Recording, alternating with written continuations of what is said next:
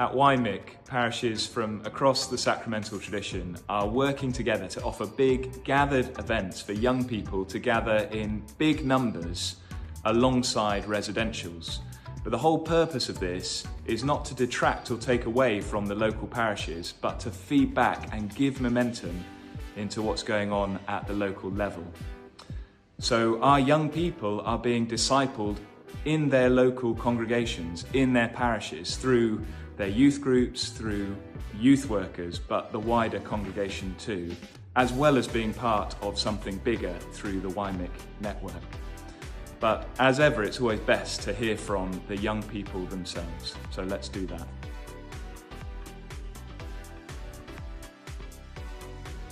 Just like what the Bible has to say, and I feel that groups like this and CUs at school reinforce that, and why it's the right way to live life. Partly because I've created a community here where I'm supported and loved. I had this dream a few years back. I was going through a really tough time and I went to sleep crying that night, and I had a dream that God was holding me and he was like comforting me and reassuring me, and I woke up feeling just like really like calm, at peace with myself. I went to school fine that day.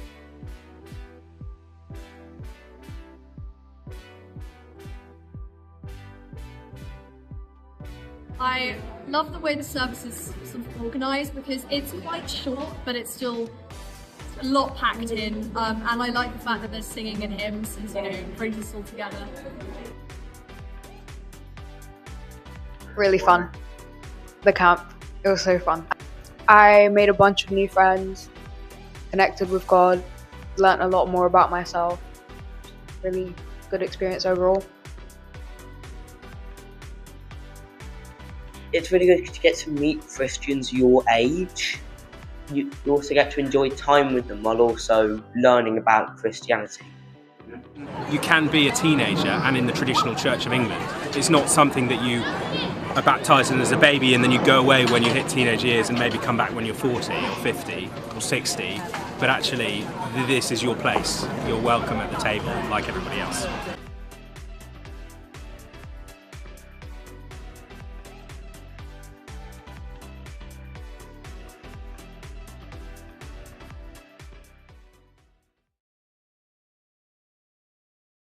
We've all heard, and many of us have seen, that God is stirring something powerful across the UK, and young adults are responding. But what's driving it? What is it that's happening? And what's really going on beneath the headlines and beyond the statistics? Well, last June, we released a Finding Jesus report, examining just how under 300 people across the UK came to find faith in Jesus. From this, we produced 5 focus reports, each exploring a different group in more depth. One of these is the 18 to 24 supplemental report, a deep dive into how 18 to 24-year-olds are discovering faith and what their journey really looks like. If there's one word that captures what we found, it's this: wrestling. This generation isn't drifting, it's wrestling.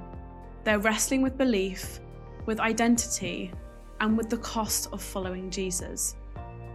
On their journey to faith, 53% struggled with difficult aspects of Christianity, 43% found the Bible hard to understand, and 43% struggled with the lifestyle changes that is involved following Jesus. There are deep tensions between ethics and lifestyle, belief and behaviour, the culture they've grown up in, and the call of Christ. Many 18 to 24-year-olds have been shaped in a hyper-individualistic culture. To follow Jesus in that context is countercultural. It pushes against the individualism of culture, and that can feel costly.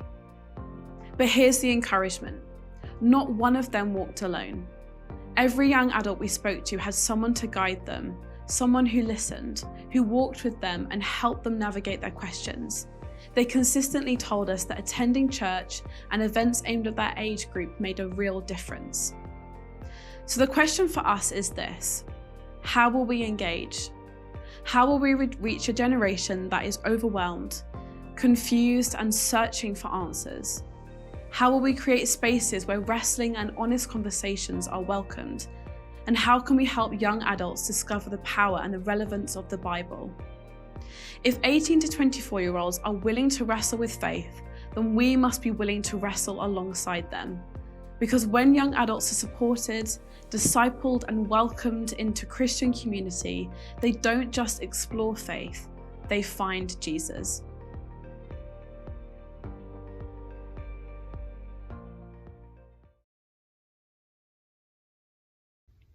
Hi, I'm Andy Dufer from Moorlands College. Let me tell you about Luke. Luke's 17 years old, came along to an open day on Wednesday. Luke woke up one morning, knew that he needed to know God, bought a Bible, of course a King James version because it looks like a Bible with kind of black leatherette cover. He digested copious numbers of preachers online, and then a youth worker happened to meet him and say, oh, why don't you come along to what we're doing just here? And now he's here at Moorlands College wanting to know the Word of God better. Amazing story, and yet not in a vacuum. This is a story that we've heard before. This is part of the badly titled Quiet Revival, where Bible sales are up 139% since 2021, where it's young men, but young people leading the way. 4% all the way through to 16% in just 6 years in terms of church attendance. This is going to have profound impacts. Why? Because you've got young people coming to faith, but they don't have this kind of inherited framework for understanding their faith. They don't understand how faith develops. In fact, many youth workers in churches aren't thinking in terms of how do we develop this kind of faith, the kind of intentional discipleship that's needed. Now, it's never going to be straightforward, was it? I mean, young people, this is the Youthgate research that shows young people find Jesus quite intrusive. They find him mansplaining in the gospel. They're not rejecting Jesus. They've just got a different hermeneutic for how they're engaging with the scriptures. Young people's confidence in the Bible can also be easily shaken. So there's this moment that we need to capture. I'd hate for us to be in 2035 saying, wasn't it great 10 years ago for that kind of 15 months? But we have this tension. We are in a generation of spiritually curious, emotionally open, socially active, but largely undiscipled and growing up without theological scaffolding. So there's a couple of opportunities for us. The first is this. Consider that what we're seeing here at Moorlands is just the kind of the thin edge of the wedge. You've got many more who will be opening the door of the church, getting involved in things. And listen, they don't need games. They're coming in because they want something that they haven't received in the world. And so we've got to be ready to give it and not be ashamed of the good news of Jesus Christ. Therefore, we don't need to spend a lot of money on something like seeker-sensitive approaches. Just open the Bible and expect that God does the rest. Here's the thing. When you engage with a young person, you need to realize that it's not you trying to do God's work. You're joining God in his work. So take confidence in that. So there's a confidence piece for us. There's a let's save some money piece for us. And in a world where literally there's this kind of binary, you're either this or you're this, and all of our social media platforms just exacerbate that. We want to build a space for robust conversations where we can disagree really well, where young people can understand that it's okay to hold different views and still get on with somebody. That's fine. We've lost that in our culture. But this is the good news for the church, because all of us in these spaces, particularly in youth work, we know what it is to do community. We know what it is to offer hospitality, to tell stories and to accompany young people. So let's go with confidence, renewed energy.